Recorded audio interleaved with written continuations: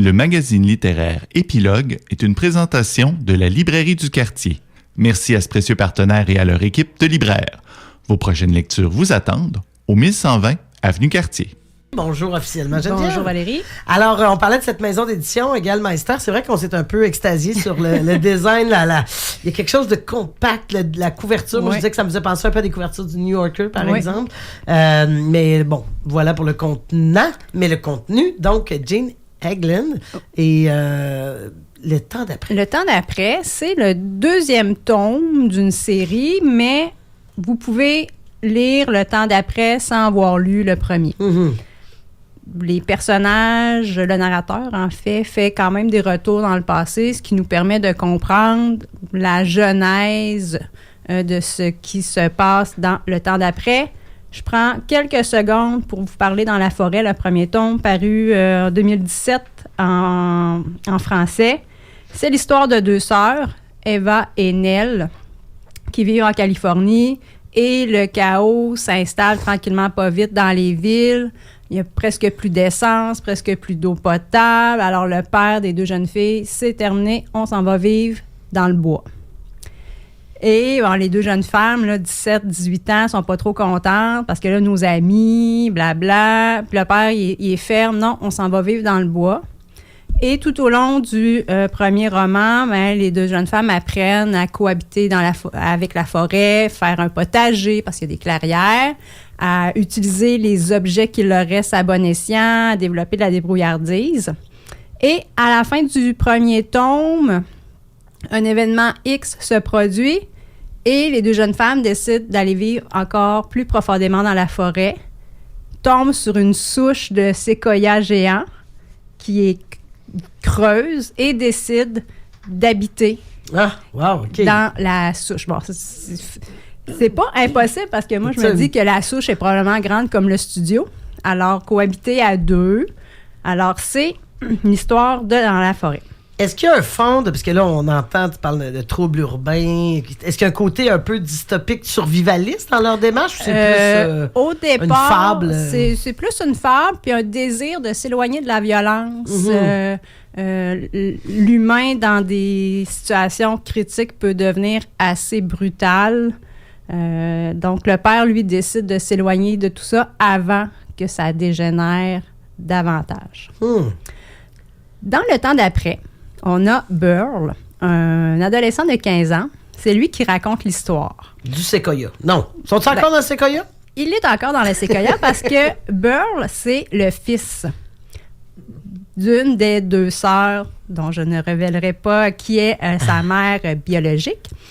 Et Burl est vraiment élevé en symbiose avec la nature. Alors, ces deux mères s'assurent de lui faire réaliser la chance qu'ils ont d'habiter dans un habitat sécuritaire, sain, de développer tout ce qu'il peut faire avec les herbes, les fleurs, les plantes, les animaux. Donc, il y a tout ce volet-là d'apprendre à vivre avec ce qu'on a.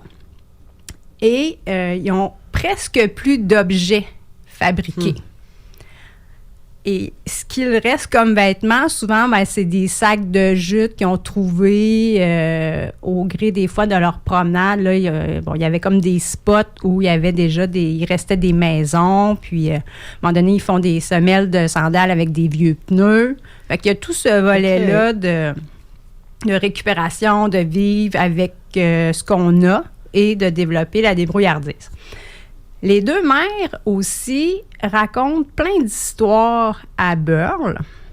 Et il y a un parallèle que j'ai bien aimé avec Le Seigneur des Anneaux. Donc, la Terre du Milieu, Sauron. Donc, il y a des gens, parce que Burl, lui, n'a jamais vu de gens, mis à part ses deux mères.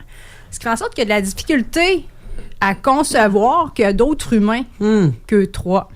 Puis, plus il vieillit, plus ça l'intéresse. Parallèlement à ça, il devient adolescent, il a des pulsions.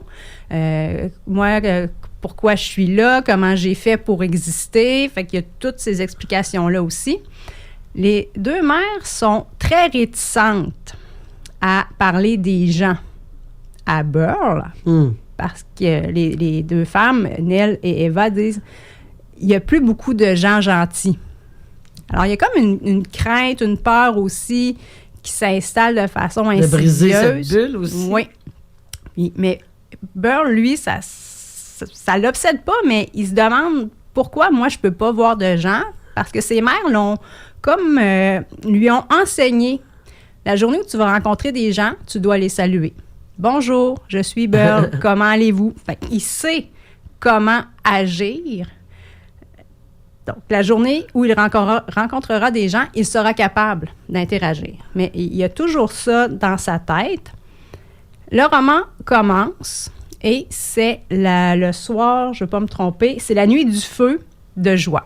Chaque année, au solstice, le trio s'en va sur le toit de la montagne, sur le toit de la forêt, là, ils appellent ça comme ça, et ils célèbrent le solstice, puis ils regardent les étoiles. Il y a plusieurs passages où c'est contemplatif, les arbres, la cime des arbres, la cime des montagnes. Et ce soir-là, Burl voit une lueur au loin. Qu'est-ce que c'est? Là, les deux mères, c'est rien. Non, il y a une lueur. Et dans son espoir de rencontrer des gens, il est convaincu que cette lueur-là, c'est un feu allumé par des gens et maintenant, il pourra, il l'espère. Et là, il y a toute une sécurité plus qui apparaît. Donc, qui sont ces gens-là? Est-ce que c'est vraiment des gens? Est-ce qu'ils vont venir nous voir? Est-ce qu'ils vont nous attaquer? Et dans le roman, à 2 moments, il y a des gens qui approchent du cocon. Alors, il y a les gens de la montagne qui arrivent et qui mettent en péril. Ouais. Ils gravitaient pas très loin. Et à une deuxième reprise où un deuxième groupe vient. Et là, ça vient justement redonner de l'espoir à Burl parce qu'il sera confronté à un de ces groupes-là. Alors, dois-je aller vers eux ou j'écoute mes 2 mères et je m'efface? Sont-ils dangereux? Mais ce que je vois, ils ont l'air chouettes. Fait qu'il y a toute cette dualité-là en lui. Et ce qui fait en sorte qu'on se questionne aussi nous-mêmes. Si moi, je vivais dans le fin fond des bois puis je vois un groupe de 4-5 amochés, parce qu'on s'entend que s'ils se promènent, peut-être qu'eux n'ont pas de nourriture, j'y vais. Ou, non, finalement, je vais rester tranquille, je vais disparaître parce que peut-être qu'ils sont violents, peut-être qu'ils ont faim, puis ils sont plus capables. Alors, il y a tout ça dans le roman, Le temps d'après. Est-ce qu'on est dans une métaphore un peu est-ce que tu as senti de la société ou de l'autre, de la peur de l'autre? C'est sûr qu'il y a un volet parce qu'on apprend aussi qu'au début du chaos, les riches de ce monde se sont construits des bunkers.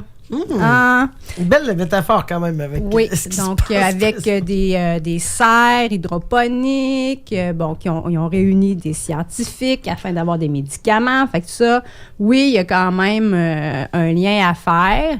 Il y a des gens qui vivent ça me fait penser un peu au roman Silo là, de Hugo Weir, là, où il y a des silos, puis les gens, t'as les mécaniciens, puis la bourgeoisie. Puis là, évidemment, dans le bunker, c'est pas tout ça qui est beau, là. Comme dans une société, il y a des luttes de pouvoir qui s'installent. Fait qu'on a ça en parallèle, mais c'est peut-être plus présent dans le tome 1. Ce qui m'a agacé au départ, parce que c'est un très bon roman, là, je vous le conseille, c'est que Burl, lui, a appris à parler. Et au départ, là, je lisais, puis je suis tombée sur le mot, il faut que je le dise comme il faut, capane. Je disais, c'est une coquille, puis il veut dire cabane. Mais, deuxième, troisième fois. Et là, en portant attention, il y a beaucoup de mots valises qui ont été créés, du moins dans la traduction française, parce que Burl a appris à parler aussi au son. Oui. Il va apprendre à lire, mais c'est vraiment au son, puis ça donne vraiment des beaux mots valises, là. Gambaladerer. Quand même, un effort de traduction. Oui, quand même. Impleurer, vaguebonder, vroombissant. Fait qu'il il y a vraiment des beaux mots comme ça dans la traduction. C'est la même traductrice que le tome 1, mais je sens qu'il y a comme... c'est moins... il y a un décalage. C'est moins riche, je trouve, mais à la toute fin, l'autrice explique qu'il y a eu un travail en collaboration avec la traductrice parce qu'au départ, elle voulait que Burl n'ait pas de genre attitré. Ce qui fait en sorte... Mais avec la traduction, c'était difficile, là, le « il », le « elle », puis là, bon, l'écriture inclusive, tout ça, ça devenait un peu complexe, puis c'est vrai que ça peut être difficile à lire pour certains Alors, en anglais, lecteurs. Il y a plus de termes. Mais j'ai épicènes. senti une petite différence dans le côté richesse, métaphore, figure de style. Là, c'est pas aussi riche que le tome 1. Donc, oui. Intéressant. Moi, je ne connaissais pas. Jane England. Moi non plus, mais sais-tu, ça me fait étrangement et heureusement penser au film avec Viggo Mortensen il y a quelques années où il trimballait ses enfants dans l'autobus. Excuse-moi. Oui. Et son point, c'était de dire que l'être humain, en vivant en ville, a tellement perdu de capacités, de ressources, qu'il fallait s'en aller Exact. plus loin pour revenir à notre état d'autarcie. As-tu senti? Oui. Il y a vraiment il y a une des autre parallèles. thèse Oui. qui sous-tend tout ça, là. Oui, oui. Puis, à la fin m'a agréablement surprise, peut-être un petit peu précipitée, mais on est dans cette optique-là là, de retour aux sources, mais pour se retrouver nous-mêmes en tant qu'être humain et non pas dans... Fait que oui, Puis pourquoi tu as des réserves? Tu nous disais au départ que tu avais des réserves. C'était pas juste sur la traduction? Il y a un peu la traduction, puis il y a certaines longueurs. OK. Tu sais, à un moment donné, c'est un peu lent. Ça aurait pu être un peu plus rapide. Fait que c'est les quelques réserves, mais c'est le premier tome, je pense, qui fait en sorte que j'ai des réserves parce que c'est pas aussi bon. Mm-hmm. C'est très bon, mais... Si vous en avez un à lire, lisez le premier. C'est mon conseil. Alors, Jane England, Le temps d'après chez Galmester. Merci beaucoup, Geneviève.